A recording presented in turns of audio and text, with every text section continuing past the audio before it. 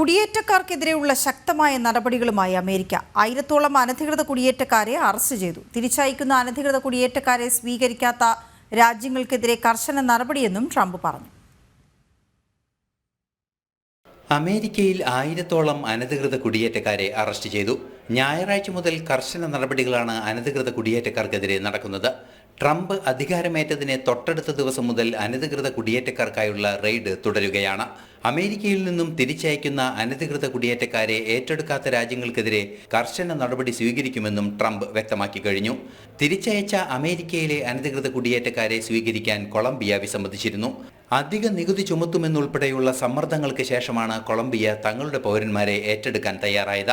കൊളംബിയയിലേക്ക് മടക്കി അയച്ചവർ കൊലപാതകികളും മയക്കുമരുന്ന് വ്യാപാരികളാണെന്നും Donald Trump പറഞ്ഞു. ട്രാൻസ്ജെൻഡറുകളും സൈനികരുമായി ബന്ധപ്പെട്ട വിഷയങ്ങളിലും 3 എക്സിക്യൂട്ടീവ് ഓർഡറുകൾ ഉടൻ ട്രംപ് പുറപ്പെടുവിച്ചേക്കുമെന്ന സൂചനകളും പുറത്തുവരുന്നുണ്ട്.